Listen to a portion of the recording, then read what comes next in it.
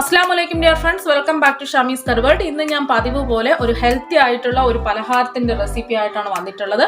വളരെ കുറഞ്ഞ വീട്ടിലുള്ള ചേരുവകൾ വെച്ചിട്ട് നമുക്ക് ഉണ്ടാക്കി എടുക്കാനും പറ്റും. വളരെ അധികം ടേസ്റ്റുമാണ്. അപ്പോൾ നമുക്ക് വേഗത്തിൽ തന്നെ ഇത് എങ്ങനെ ഉണ്ടാക്കി എടുക്കാമെന്ന് നമുക്ക് നോക്കാം.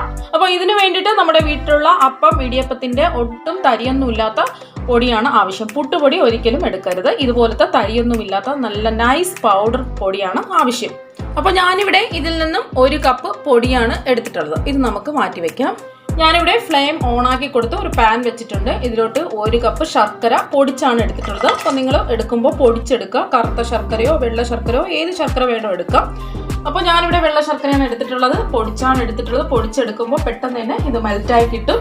ഇതിലോട്ട് നമുക്ക് 1/4 കപ്പ് വെള്ളം ചേർത്ത് ഇതൊന്ന് ഉരുക്കിയെടുക്കാം. പെട്ടെന്ന് തന്നെ ഉരുക്കി കിട്ടും. നമ്മൾ പൊടിച്ചാണല്ലോ ശർക്കര എടുത്തിട്ടുള്ളത്. ഇത് നമുക്ക് മിക്സ് ചെയ്ത് കൊടുക്കാം. ഇതൊന്ന് ഉരുകി വരണം. തിളയ്ക്കുമ്പോൾ തന്നെ ഉരുകി കിട്ടും. നമ്മൾ പൊടിച്ചാണല്ലോ ശർക്കര എടുത്തിട്ടുള്ളത്. നല്ല അടിപൊളിയായിട്ടുള്ള ഒരു 4 മണി പലഹാരമാണ്. നിങ്ങൾ എല്ലാവരും തയ്യാറാക്കി നോക്കണം. നിങ്ങൾക്കെല്ലാം ഇഷ്ടപ്പെടും. നല്ല അടിപൊളി ടേസ്റ്റാണ്. എണ്ണയോ കാര്യങ്ങളോ ഒന്നും ഞാൻ ചേർക്കുന്നില്ല. അപ്പോൾ ഇതുപോലത്തെ ഹെൽത്തി ആയിട്ടുള്ള 4 മണി പലഹാരങ്ങൾ ഒരുപാട് ഞാൻ ചെയ്ത് ഇട്ടിട്ടുണ്ട്. അപ്പോൾ അതിൻ്റെയൊക്കെ ലിങ്ക് ഞാൻ താഴെ കൊടുക്കാം. കണ്ടിട്ടില്ലാത്തവർ പോയി കണ്ടു നോക്കുക. എല്ലാം നല്ല അടിപൊളി ടേസ്റ്റുള്ള പലഹാരങ്ങളാണ് ഞാൻ ചെയ്തിട്ടുള്ളത്. അപ്പോൾ ആ ശർക്കര എല്ലാം ഉരുകി വന്നിട്ടുണ്ട്. ഇനി നമുക്ക് ഫ്ലെയിം ഓഫ് ആക്കാം. കല്ലും മണ്ണും പൊടിയും ഉണ്ടെങ്കിൽ അരിച്ചൊഴിക്കാം, ഇല്ലെങ്കിൽ അരിച്ചൊഴിക്കേണ്ട ആവശ്യമില്ല. നമുക്കിത് ജസ്റ്റ് അരിച്ചൊഴിക്കാം. ഇനി നമുക്ക് ഈ ശർക്കര അരിച്ചൊഴിക്കാം. ശർക്കര പ്രത്യേകം ശ്രദ്ധിക്കുക. ഒരു നൂൽ പാവ് ആവേണ്ട ആവശ്യമൊന്നുമില്ല. ജസ്റ്റ് ഒന്ന് ഉരുകി കിട്ടിയാൽ മാത്രം മതി. അപ്പോൾ അതാ ഇത് നമുക്ക് കളയാം. ഇത് അരിച്ചൊഴിച്ചെടുത്തിട്ടുണ്ട്. ഇനി നമുക്കിത് മാറ്റി വെക്കാം. അടുത്തതായിട്ട് വീണ്ടും ഞാൻ ഒരു പാൻ എടുത്തിട്ടുണ്ട്. ഫ്ലെയിം ഓണാക്കി കൊടുത്തു. മീഡിയം ഫ്ലെയിം വെച്ച് കൊടുക്കുക. ഇതിലോട്ട് ഞാനിവിടെ 1/4 കപ്പ് തേങ്ങയാണ് എടുത്തിട്ടുള്ളത്. വൈറ്റ് പോർഷൻ വേണം എടുക്കാൻ വേണ്ടിയിട്ട്. ഇതൊന്ന് ജസ്റ്റ് നമുക്കൊന്ന് വറുത്തെടുക്കാം. ഒരു 2 മിനിറ്റ് മീഡിയം ഫ്ലെയിമിലിട്ട് ഒന്ന് ഇതിൻ്റെ വെള്ളം, തേങ്ങയുടെ വെള്ളമൊക്കെ ഒന്ന് വറ്റി വരണം. അത്രേ വേണ്ടൂ. ഒരുപാട് അങ്ങ് ബ്രൗൺ നിറം ആവേണ്ട ആവശ്യമില്ല. ഫ്ലെയിം മീഡിയം ഫ്ലെയിം ആക്കുക, അല്ലെങ്കിൽ കുറച്ചിട്ട് കൊടുക്കുക, അല്ലെങ്കിൽ കൂട്ടിയിട്ട് കൊടുത്താൽ നമുക്ക് ഇത് കരിഞ്ഞു പോകും. ഇതിൻ്റെ കളറൊക്കെ മങ്ങിപ്പോകും. അപ്പോൾ നമുക്കിത് 2 മിനിറ്റ് ആയിട്ടുണ്ട്. ഇനി നമുക്ക് വേഗം തന്നെ മറ്റൊരു പാത്രത്തിലോട്ട് മാറ്റാം. അതല്ലെങ്കിൽ ഇത് അടുക്കി പിടിച്ച് കരിഞ്ഞു പോകും. ഇനി നമുക്ക് ഫ്ലെയിം ഓഫാക്കി കൊടുക്കാം. ഇനി നമുക്കിത് തണുക്കാൻ വേണ്ടി മാറ്റി വെക്കാം. അടുത്തതായിട്ട് അതേ പാനിൽ തന്നെ ഞാൻ ഫ്ലെയിം ഓണാക്കി കൊടുത്തിട്ടുണ്ട്. ഇതിലോട്ട് 1 കപ്പ് അരിപ്പൊടി ഞാൻ എടുത്തിട്ടുണ്ട്. പുട്ടുപൊടിയല്ല, ഒട്ടും തരിയില്ലാത്ത നൈസ് പൗഡറാണ് എടുത്തിട്ടുള്ളത്. ഇതൊന്ന് ഒരു 3-4 മിനിറ്റ് നമുക്ക് എന്ത് ചെയ്യണം, മീഡിയം ഫ്ലെയിമിലിട്ട് ഇതൊന്ന് വറുത്ത് കൊടുക്കാം. ഓൾറെഡി വറുത്ത പൊടിയാണ് എങ്കിൽ കൂടി ഒരു 3-4 മിനിറ്റ് നമുക്ക് വറുത്ത് കൊടുക്കാം. നമുക്കിവിടെ നെയ്യൊന്നും ചേർക്കേണ്ട ആവശ്യമില്ല. വെറുതെ ഒന്ന് വറുത്ത് കൊടുത്താൽ മാത്രം മതി. ഫ്ലെയിം കൂട്ടിയിടരുത്. അത് പ്രത്യേകം നിങ്ങൾ ശ്രദ്ധിക്കുക. ഫ്ലെയിം കൂട്ടിയിട്ടാൽ കരിഞ്ഞു പോകും. അതുകൊണ്ട് ഫ്ലെയിം മീഡിയം ഫ്ലെയിമിൽ വേണം ഇട്ട് വറുക്കാനായിട്ട്. അപ്പോൾ നമ്മുടെ അരിപ്പൊടി 4 മിനിറ്റ് ആയിട്ടുണ്ട്. ഇനി നമുക്ക് ഫ്ലെയിം ഓഫാക്കി ഉടൻ തന്നെ വേറൊരു പാത്രത്തിലോട്ട് മാറ്റുക. അല്ലെങ്കിൽ ഈ മാവ് അടുക്കി പിടിച്ച് കരിഞ്ഞു പോകും. നമുക്കിത് മാറ്റി വെക്കാം.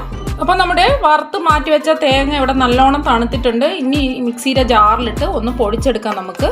അപ്പം ഞാൻ പൊടിച്ചെടുത്തിട്ടുണ്ട്. നമ്മൾ ഡെസിക്കേറ്റഡ് കോക്കനട്ടിനൊക്കെ പൊടിക്കില്ലേ, അതുപോലെ വേണം പൊടിച്ചെടുക്കാൻ. ഒരുപാടൊക്കെ പൊടിഞ്ഞ് പൗഡർ ആവേണ്ട ആവശ്യമൊന്നുമില്ല. ജസ്റ്റ് ഒന്ന് പൊടിച്ചെടുത്താൽ മാത്രം മതി. ഇനി നമുക്ക് ഇതും മാറ്റി വയ്ക്കാം. അടുത്തതായിട്ട് ഫ്ലെയിം ഓണാക്കി ഞാനൊരു കടായി വെച്ചെടുത്തിട്ടുണ്ട്.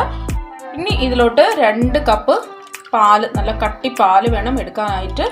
പശുവും പാല് ഞാൻ എടുത്തിട്ടുണ്ട്. ഇതൊന്ന് തിളച്ച് വരണം. നമുക്ക് ഈ പാലൊന്ന് തിളച്ച് വരണം. അപ്പോൾ നമ്മുടെ പാല് തിളച്ച് വരുന്നുണ്ട്. ഇനി ഫ്ലേവറിന് വേണ്ടിയിട്ട് 1 സ്പൂൺ ഏലക്കാപ്പൊടി ഞാൻ ചേർത്ത് കൊടുത്തു. ഇനി മിക്സ് ചെയ്ത് കൊടുക്കുക ഇതൊന്ന്. ഇനി ഫ്ലെയിം നന്നായിട്ട് കുറച്ച് വെച്ച് കൊടുക്കുക. ഇനി നമ്മൾ വറുത്ത് മാറ്റി വെച്ച അരിപ്പൊടി ഇതിലോട്ട് ഇട്ട് കൊടുക്കാം. മുഴുവനും അങ്ങ് ഇട്ട് കൊടുക്കാം. ഇനി നമുക്ക് ഇതൊന്ന് ഇളക്കി കൊടുക്കാം. കൈവിടാതെ ഇളക്കി കൊടുക്കണം. നമുക്ക് ഫ്ലെയിം നന്നായിട്ട് കുറച്ച് വെച്ചിട്ട് വേണം ഇത് ഇളക്കി കൊടുക്കാനായിട്ട്. കട്ടകളൊക്കെ ഉണ്ടെങ്കിൽ ഇതുപോലെ ഉടച്ചു കൊടുക്കുക. അപ്പം നമുക്കിതാ പെട്ടെന്ന് തന്നെ വെള്ളമൊക്കെ വറ്റി പെട്ടെന്ന് തന്നെ ഡ്രൈ ആയി കിട്ടും. ഇനി നമ്മൾ മാറ്റി വെച്ച ശർക്കര പാനി ചേർത്ത് കൊടുക്കാം. മുഴുവനും അങ്ങ് ചേർത്ത് കൊടുക്കാം. മിക്സ് ചെയ്ത് കൊടുക്കാം. ഇനി നമ്മൾ പൊടിച്ച് മാറ്റി വെച്ചതിൽ നിന്നും ഒരു 1/4 കപ്പ് പൊടിച്ച തേങ്ങയും കൂടെ ചേർത്ത് കൊടുക്കാം.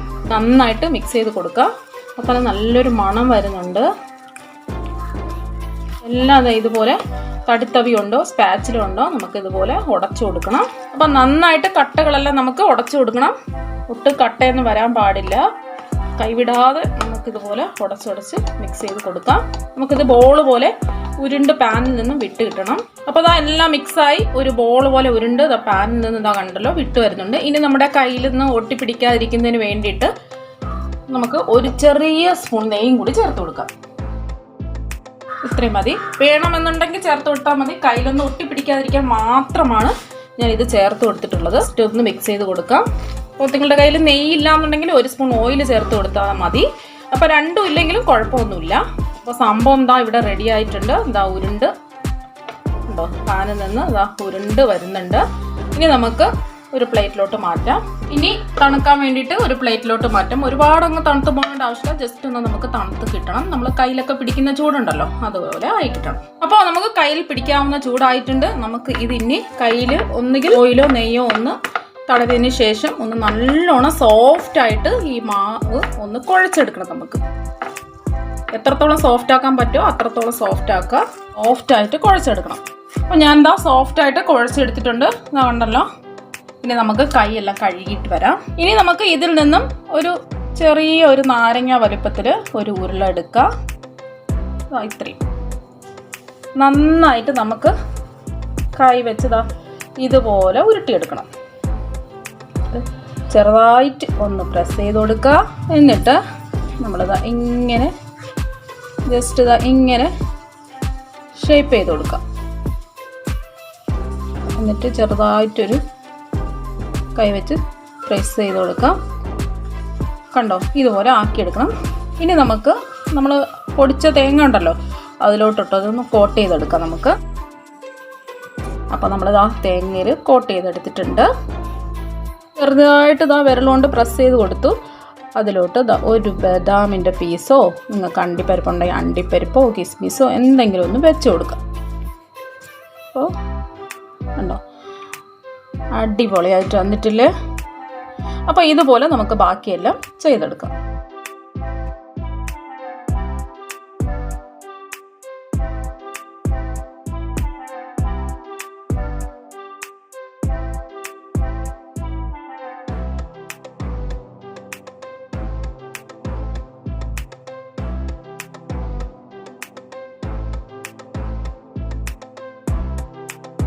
അപ്പോൾ ഞാൻ എന്താ എല്ലാം ഷേപ്പ് ചെയ്ത് ഓരോ പീസ് ബദാമൊക്കെ വെച്ച് കൊടുത്തിട്ടുണ്ട്. ഇനി ഞാൻ എത്രമാത്രം സോഫ്റ്റ് ആണെന്ന് ഞാൻ മുറിച്ച് കാണിച്ചു തരാം. നല്ല അടിപൊളി ടേസ്റ്റാണ്. അപ്പോൾ ഞാൻ എന്താ മുറിച്ച് കാണിക്കുകയാണ്. നല്ല സോഫ്റ്റ് ആയിട്ടിരിപ്പുണ്ട്. അത് മാത്രമല്ല നല്ല ടേസ്റ്റാണ്. നിങ്ങളെല്ലാവരും തയ്യാറാക്കി നോക്കണം. ഇതുപോലെയുള്ള എണ്ണ ഒട്ടും ചേർക്കാത്ത ആവിയിൽ വേവിച്ച ഹെൽത്തി ആയിട്ടുള്ള പലഹാരങ്ങൾ ചെയ്തിട്ടുണ്ട്. അതിൻ്റെയൊക്കെ ലിങ്ക് താഴെ കൊടുക്കാം. അതൊന്ന് കയറി കണ്ടു നോക്കുക. നിങ്ങൾക്ക് ഉറപ്പായിട്ടും ഇഷ്ടപ്പെടും. എൻ്റെ ഈ വീഡിയോ ഇഷ്ടമായെങ്കിൽ ലൈക്ക് ചെയ്യാനും ഷെയർ ചെയ്യാനും മറക്കരുത്. ഇതുപോലുള്ള ഹെൽത്തിയും വെറൈറ്റിയും ആയിട്ടുള്ള റെസിപ്പീസിന് വേണ്ടി ഷമീസ് കർവേഴ്സ് സബ്സ്ക്രൈബ് ചെയ്യുക. താങ്ക്